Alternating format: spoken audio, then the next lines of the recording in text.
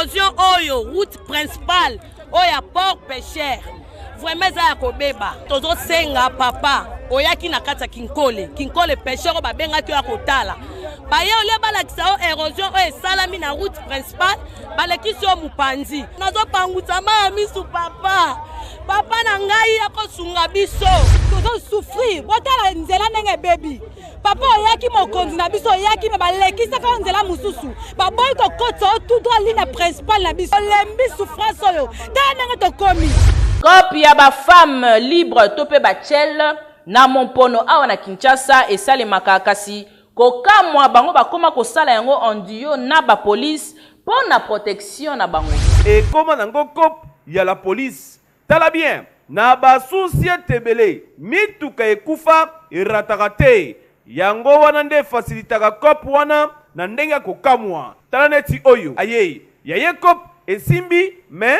mwa sembla kaka yo kende nga nazoya na nsima mavuba kaka na chombo devant la police pe yango nde ezali kosala encadrement kofacilite na mwa espace donc kaka mituka oyo ekufa yango nde masolo nyonso ebetamaka dada batu oyo bozali komona na basi na mibali boye bakangi bango po balalaka na marché ya Liberté ndenge bino moko boyebi kala te na marché oyo ya Liberté na pavillon 16 moto epelaki makasi awa baperte ya babiloko ebele salemaki na basi na mibali oyo batekaka awa te place pe bautaka yebani te ya Kimanteke na quartier Maviokele tokutanaki na bandeko oyo bazali kofabrike bambabola économique oyo tokoma kosalela kasi mingi ba mama malewa po yango soki oza na makala ya 500 francs ndimelanga oza mobimba po biloko nyonso ekobela na yango kitoko po yango eza penza économique lokola kombo nango awa basi na mibali confondu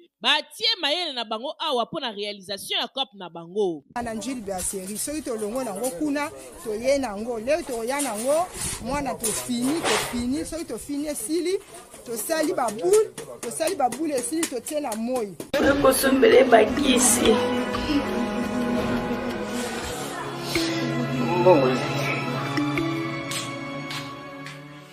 Enfin, avec le projet Congo Mokili Mavros, bayeli biso gratuité à santé. Bazali kotonga ba centre de santé na ba quartier inhospitalier ya ville ya Kinshasa. Nyonso ekozala ya ofele. Misala ebandi déjà na Kindele pe na Maluku. Yope sala lokola baninga na 10 euros, 100 euros, 1000 euros na yo. Contribuer pour na kosunga bandeko na Kinshasa. Tala na se ya vidéo na description okomona lien ya cagnotte. Cliquez lien ya cagnotte et kofungolela o page oyo. Cliquez na je contribue. Otie montant au kokoka. Ok na mode ya paiement soit PayPal to compte bancaire. Congo Mokili avec le projet Mavros, bayeli biso gratuité ya santé.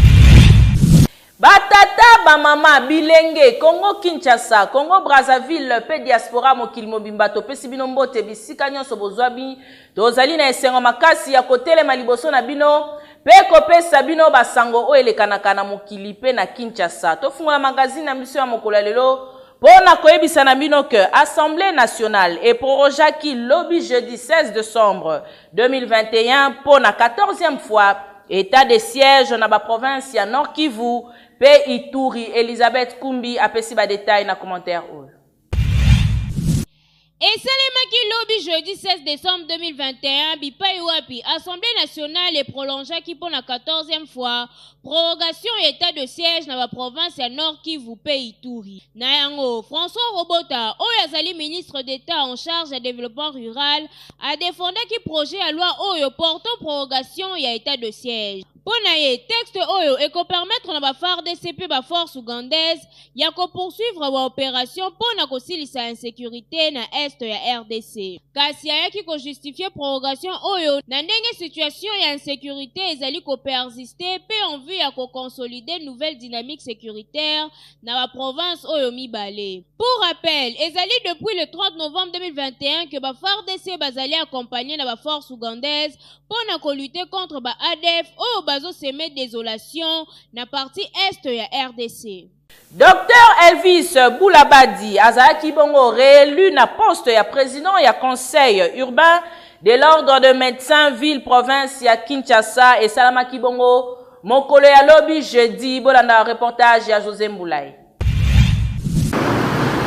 Après validation ya mandat, il y a 50 nouveaux conseillers. Oyo wapi bako siéger désormais na conseil urbain, il y a ordre de médecins, il y a ville-province ya Kinshasa. Oyo Dr Elvis Boulabadi, président sortant, a organisé Kikitoka. Bouebake, cérémonie, il y a élection et il y a Kilisusu Kosalema. Pona ko voter bureau ya sika oyo et ko kamba conseil urbain oyo ya ville province ya Kinshasa. Candidat unique na propre succession na yemoko. Dr Elvis Boulabadi azalaki élu massivement à 100%, donc sur 49 votants, 49 voix. Oyo Elvis Boulabadi azwaki na poste ya président ya conseil urbain ya ordre médecin ya ville province ya Kinshasa ko banda 2021 kino na 2026 oyo ezali deuxième mandat na ye. Kasi boyebake na poste ya vice-président ezalaki ne Dr Mayi Kiese oyo azalaki élu na 37 voix sur 49. Pe na poste ya secrétaire, ezalaki Dr Mazebo, oyo pe azalaki élu na 43 voix sur 49. Tokosala musala na biso pona kovandisa na autorité ya ordre de médecins ndenge tomekai kosala pona kolandela bato bazosala médecine ya lokuta bazotungisaka bato heure nyonso. Tokosala musala na biso pona kotombola bosomi ya monganga. Eza musala tobandaki deja yo zalaki atango nyonso ko accompagner biso tokoyeba kokoba na yango na lolenge oyo kaka ndenge tomesalaki kosala na bandeko asika oyo baye na conseil.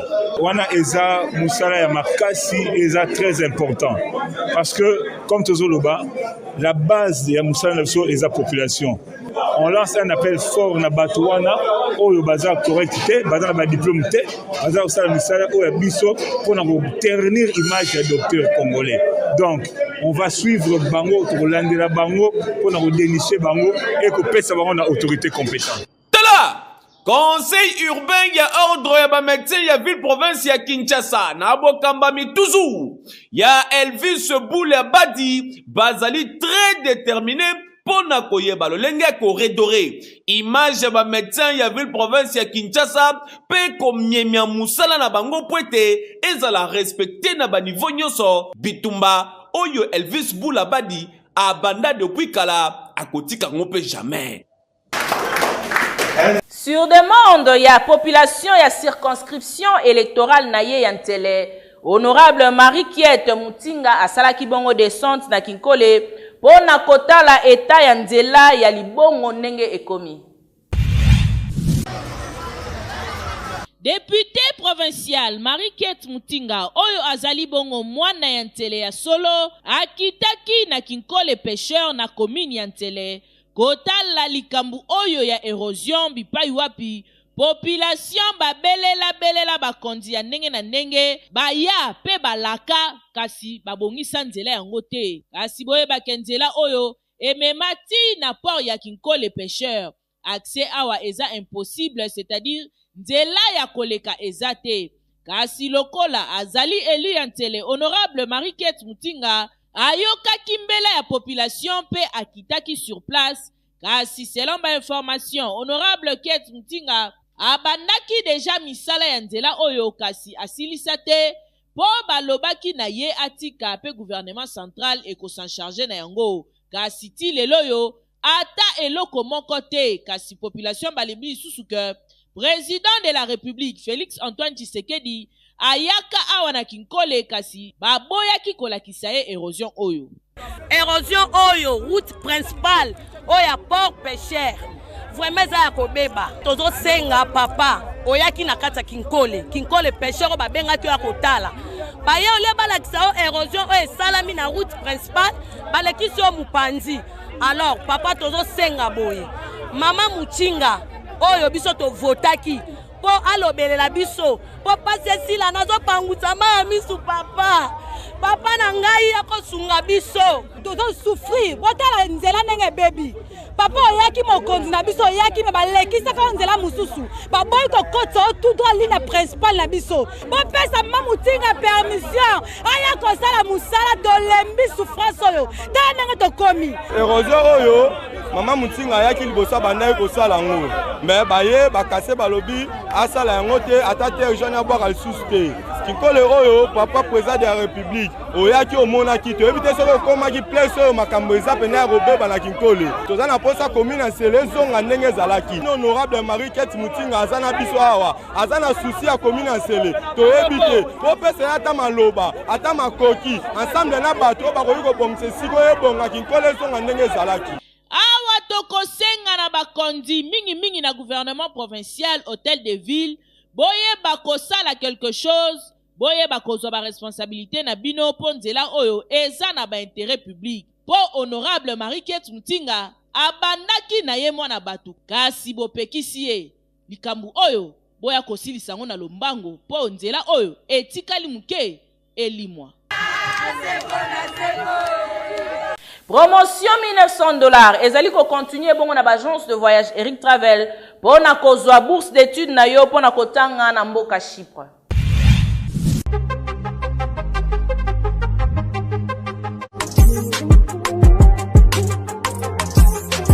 Ah oui, lelo na Kinshasa ezali possible plus facile ya kozwa bourse d'études bona kokende kotanga ya ofele partout oyo lingi na monde grâce ya bandeko ya agence de voyage Eric Travel numéro 1 na masolo ya voyage awa na RDC bakosa yo te moko te na terrain oyo ezali kokumbama epai ya ADG Eric Mwamba Nzambe pe numéro 1 na masolo ya prise en charge awa na RDC ozali na mwana oyo azali diplômé pe olingi akende kotanga na mikili ya poto opportunité yango oyo epesameli bino agence de voyage Eric Travel ememeli bino ba bourse d'études ebele mpona kokende kotanga lokola na mboka ya Chypre na $1,900 ya pamba oza mobimba na bourse d'études complète oyo badémarche ezali kaka kosala 5 jours ya pamba pe bazali kopesa yango dada okei kotanga ya ofele pendant cycle mobimba na bauniversité ya minene ya mboka ya Chypre. Bana Kinshasa bana Brazzaville tofongoli masolo ya ba bourse d'études donc eza possible lelo ozwa bourse ya Chypre oyo eza na $1,900 tosaleli ba dépense nyonso ba démarche nyonso tosaleli du début jusqu'à la fin ozwi visa avec la possibilité ya kodefa billet en crédit famille d'accueil déjà tobanda yango kala tokoti sikoyo na Chypre donc famille d'accueil eza mobimba toyambi yo à partir aéroport tologe yo makambo nyonso. Adresse okokuta biso na Liberté 11e rue industrielle le KINPP na commune ya Masina quartier sans fil en face ya robot roulage oyo ezwami na Kimbuta na Matonge na commune ya Kalamu tozali no loin ya maison communale ya Kalamu pe na rond-point Kintambo magasin okokuta biso entre Facebook na WhatsApp oza mobimba kwete Ndenge incendie eutaki kosalema na marché de la liberté kuna na commune ya Masina bapekisaki batu balalaka wana kasi matoi mangongi eleki bakinwa police nationale congolaise etiaki maboko na groupe moko ya batu oyo bazali ko continuer kolala wana bola na reportage oyo. Phénomène moko ebotama awa na ville province ya Kinshasa kokamwa soki otamboli na bawenze ebele oko remarquer que batu bakoma kolala na bawenze alors que ba danger ezalaka ebele neti awa tozali na marché ya liberté na commune ya Masina na commissariat ya la police oyo batu oyo bozali komona na basi na mibali boye bakangi bango po balalaka na marché ya liberté ndenge bino moko boyebi kala te na marché oyo ya liberté na pavillon 16 moto epelaki makasi awa ba perte ya babiloko bele salemaki kasi heureusement ata perte ya ba vies humaines ezalaki sinalete na yango chargé ya mission ya marché ya liberté apekisaki batu balalaka na marché oyo kasi bazali koyoka kaka te nde lelo la police etie batu oyo maboko kasi ya kokamwa ezali ke na basi na mibali oyo batekaka awa te place pe bautaka yebani te toyebi te soki tobenga bango bafazer ya mikolo to nini na kati ya marché ya liberté likama eyelaka biso awa tango pavillon 16 ezi kaka tozalaka na yo. C'est pourquoi chargé de mission ya marché ya liberté azwaki mokano ke na mukanda oyo ke désormais bato balalaka lisusu na kati ya marché ya liberté te. C'est pourquoi au Monique, tokangi nano batouana va servir d'exemple. En tout cas, décision o ezali malamu ya kopekisa batu balalaka na ba marché boye pour la plupart ya batu oyo balalaka na ba marché boye mingi bazalaka bakuluna baderanjaka ba mama na ndenge ya kosakana te neti ba oyo soki totali bilongi na bango bien bakozanga kozala bayanani otin bino ba oyo botikali boyebela boluka deja ba place kokende po soki bakangi bino yanga nini. Na cadre ya article 15 bandeko oyo bazwami na commune ya Kimbanteke précisément na quartier Maviokele bango batimbeli na bango COP tope fabrication ya bambabola économique en argile. Na République démocratique du Congo, soki olali nzala seke yo mokonde olingi. Kamera ya magazine Kin Lartus ekitaki na commune ya Kimbanteke na quartier Maviokele tokutanaki na bandeko oyo bazali ko fabriquer bambabola économique oyo tokoma kosalela kasi mingi ba mama malewa. Po yango soki oza na makala ya 500 francs ndimelanga oza mobimba po biloko nyonso ekobela na yango kitoko. Po yango eza penza économique lokola kombo nango. Awa basi na mibali confondu batie mayele na bango awa po na réalisation ya COP na bango. Kasi bango basalaka yango ndenge nini? Babandaka nanu kosomba ba déchets ya batol na terre argile. Baye nango awa na laboratoire basangisi argile na mai bapesi yango forme kaka ndenge bozali komona. Simande batie yango na moi po ekauka. Na sima bakotia yango na four kasi anatanda mupandi bazobeta batol bazotobola yango bapesi yango forme ne na sima basangisi yango tala résultat. Na njili bya seri soki tolongo nango kuna toye nango leo toya nango mwana tofini soki tofini esili tosali baboule esili totie na moi soki totandi na moi esili apres tobandi kotobola soki totoboli esili ezongi susu na moi ebeti moi makasi ekoti four so ekoti four ntango ekebima apres mbala moko balatisi yango basombi tol balatisi yango apres toteki yango. Esengeli boyeba ke bandeko oyo baza na ba difficulté makasi po tol ekoma pasi na marché pe matériel ya malonga ya kosalela ezate soki mutu azosala makambo ya boye na place ayiba na place asenga esengeli ko soutenir po ezali intérêt ya biso nyonso boete. Poto ya ba champion Protivap yango nde ekanga masolo na République démocratique du Congo mobimba. Ah merci, Yabouine, bana nyoso baza kuringa. À la prochaine.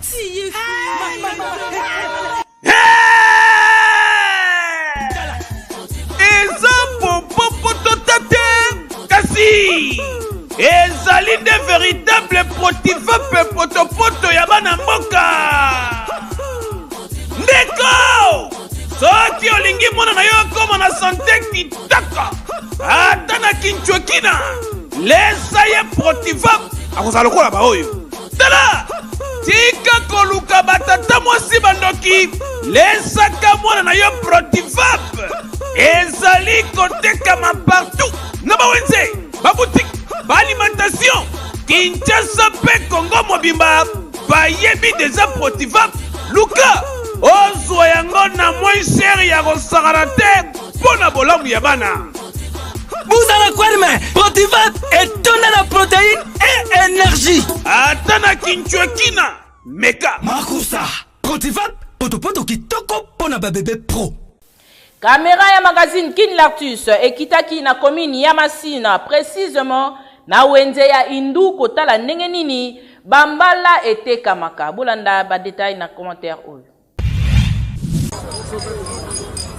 tozali na wenze ya Indu na commune ya Masina bipai wapi ba reporter na biso bakitaki po na kotala ndenge nini marché ya mbala esalemaka awa kasi bondimela ngai ke awa na wenze ya Indu boko kuta ba diversité ebele ya mbala oyo population bautaka na ba coin ebele ya ville province ya Kinshasa po na kosomba yango parce que côté oyo mbala ezalaka moins cher na ndenge kosakana te boko kuta awa na wenze ya Indu mbala ya langa ya sukali mbala ya manyangu ya mboma ya santu petelo pena ba diversité ya ndenge na ndenge bipai wapi okokuta mupiku moko ezali kotekama na 500 francs congolais s'il vous plaît 500 francs congolais ya 1000 francs ya 1500 francs congolais bakoki kotondisela yo market c'est-à-dire mufuku okei na yango na ndako garder lokola provision bana bazali kolia libota mobimba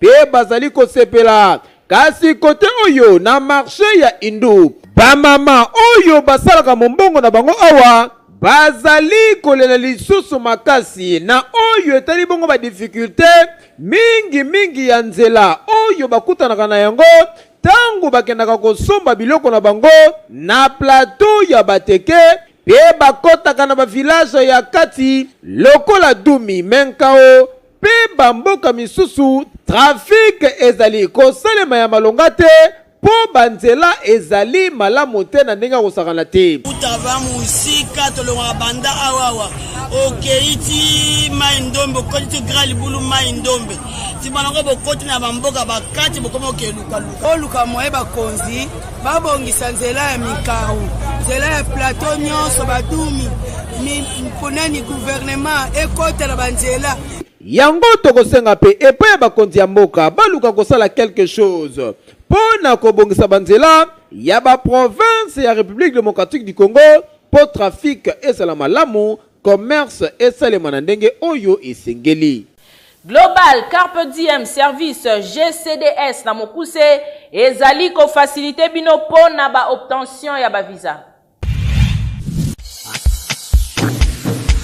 Bana ya Kinshasa, Lubumbashi, pe Congo Brazzaville, na masolo etali obtention, assistance, coaching, pe facilitation ya visa. Tala Global Carpe Diem Service bazali bien qualifié, peu structuré, na ba vacation internationale, na oyo etali tourisme, pe éducation. Bonne orientation ya ba démarche na bino. Orefaka kotanga na mikili ya poto, yeba que ba bourse d'études et soponi ebele na bamboka lokola Chypre na $1950 ya pamba dans 10 jours coup sûr. Inscription ezali kosalema ya ofele kotanga na États-Unis d'Amérique na $2500 payable en 2 tranches dans 30 jours ozwi visa na yo. Ba bourse d'études totale pour na Égypte ezali. Premièrement, je dis un grand merci à GCDS.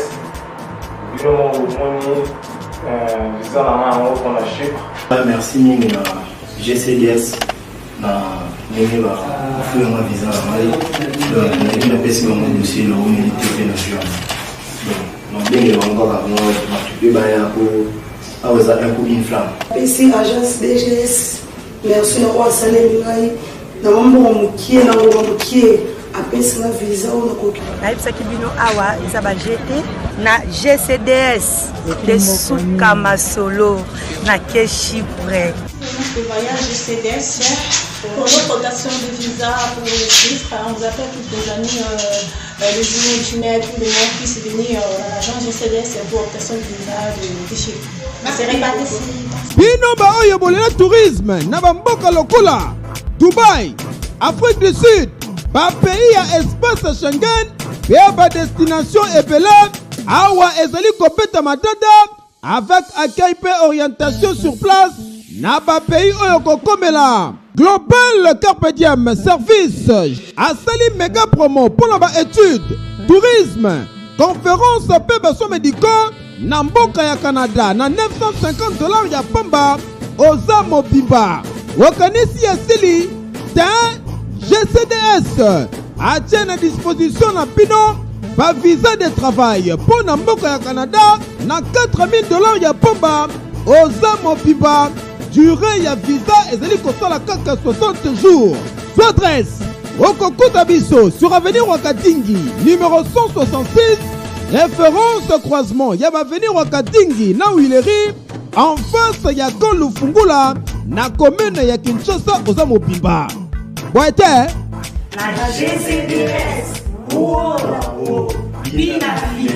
rédaction et magazine Kin Lartus et Sali Constant Nengenini copie ya ba femme libre topé bachel na Mompono awa na Kinshasa et Sali Makakasi kokamwa bango bakoma kosala yango en duo na ba police pour na protection na bango. Secteur ya ba femme libre topé cop ya bachel et Kinshasa et Dayana ndenga kosakana te kokamwa kala. Secteur ya ba femme libre na Congo ezalaka organisé na ndenga kosakana te jusqu'au point ya kopesa bango na ba carte d'identification oyo bazalaki kobenga bango bandumba ya leta. Kasi lelo ekoma nango wenze kokamwa pe la plupart ekoma nango cop ya la police. Tala bien na ba société belé mituka ekufa irataka te yango wana nde facilitaka cop wana na ndenga kokamwa. Tala neti oyo awa négociation mesimbi te ya tamboli ya mibale aye ya ye cop esimbi mais moi sembla kaka yo kende nga na zoya na sima mavu baka na chombo. Tala mususu afandi kuna me baza ko négocier ye ba client oyo kutu asangisi bango misatu kokamwa donc mutu na tour na ye kokamwa nyonso oyo devant la police pe yango nde ezali kosala encadrement ko faciliter na moi espace donc kaka mituka oyo ekufa yango nde masolo nyonso ebetamaka dada. Hey! Soni ya kosakana te système oyo ekozonga ka la normal mokolo nini po makambu oyo ndenge za kokende. Kiadi. Bozelaka yango na bandaku na bino rubrique préférée na bino bulu eke plus en mode 4G ya mokolo ya lelo ezali motuna nini bolanda pe bozwa leçon. Eloko eza na mote bulu ekende kindoki kati na nkolo. Ouais, mbote bana kin eza Clever Kibila. Question nga eza bouna bulu yeki. Transmission ezali transport ba missionnaire, to ezali transport ba commissionnaire. Naza na posa na yeba. Wana motona na ko répondre te pour nana tikali pena ko disenga ngoti. Nana tira dans cette transmission. Oui, transmission eza ba transport, ba transporteur. Ba transporteur. Oui. Bon, ba monta. Nde bato baza pena mosala ko nini transmission. Bango nyonso baza ba transmission. Non, ba transporteur. Transmission eza transport ya ba missionnaire to eza transport ya ba commissionnaire. Transmission eza transport ya ba commissionnaire te ya ba missionnaire pe te. Transmission eza nde telo mo ewuti pa mutu mo boye koti pa mutu mo lo kwa ndenge mamalade ekota na banzoto abato de transmission ya ngwana. Monsieur Zeis Nzambi wisi. Monsieur Zeis yebisa biso transmission eza transport ya ba missionnaire to transport ya ba commissionnaire. Transmission ezali libende o eza na kati ya camion ezo sala arele na boîte vite na ezo balola pine ya sima ya camion biango ba benga ngo transmission. Olobi Patrick Nego Patrick yebisa biso transmission eza transport ya ba commissionnaire to transport ya ba missionnaire. Transmission eza transport ya ba missionnaire te. Transmission eza pièce o to changeaka na moto. Eza pièce de rechange. Oyango to bengi transmission. Eza relié pignon d'attaque, chaîne, nasi. Yango to bengi transmission. Transmission eza transport ya ba missionnaire to transport ya ba commissionnaire. Transmission.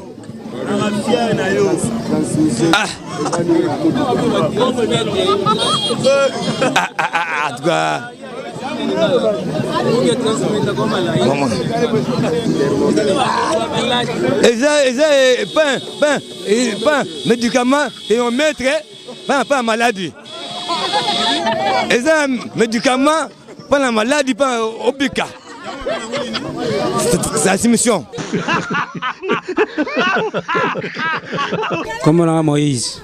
Ndeko Moïse, il y a biso transmission. Et ça transport, il y a un commissionnaire. Tout transport, il y a un missionnaire. Ah, papa, il y a transport, il y a un missionnaire. Olobi? Il y a un missionnaire. Il y a un missionnaire, il y a un missionnaire.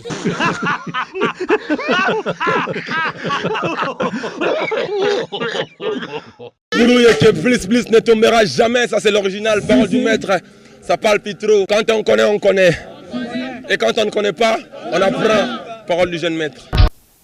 Tala ndenge boseki makasi bulu yeke kote limino na bandaku bokwei na sebo kangami bapandi kasi tango sekaka bongo zalaka mingi na stilo na kaye po na konote bonne réponse ya mokola lelo bokanga pe bosimba ke transmission eza nango kaka action ya ko transmettre eloko moko kasi na mécanique ezali ensemble ya ba organe oyo e transmetaka na ba roue puissance ya moteur ya ngonde babengi transmission. Awa nde na komi na suka ya magazine Kin Lartus ya mokolo elo kasi tozali na ba page rose oyo. Joyeux anniversaire na papa Justin Fumulamba oyo abotama bongo mokolo ya lelo. Tika ete nzambe apambola yo pe abakisela yo ebele ezangi na bomoi na yo papa Justin Fumulamba lelo ekoyina mabe na occasion ya anniversaire na yo. Peli susu to souhaité heureux anniversaire na Bruce Fumulamba bakisela kaye Mobutu yepe abotama mokolo ya lelo champagne ekomela na ndenge ya kosakana te na occasion ya anniversaire na yo Bruce Fumulamba Mobutu tala kaka lelo papa na mwana babotama mokolo moko o esengo te tika ete nzambe apambola bino papa Justin Fumulamba na monsieur Bruce Fumulamba awande ngai Irene Mwanzana komi na suka ya présentation ya magazine Kin Lartus ya mokolo ya lelo kasi soki bosepela ki na édition bopesa merci na Elisabeth Kumbi na sima ya caméra tozalaki bongo na Joël Kelunga na bino tomonani mikolo ezali koya kaka na compte ya présentation ya magazine Kin Lartus kasi soki olingi ba produit na o eyebana yaka masolo ya kitoko evandi awa boete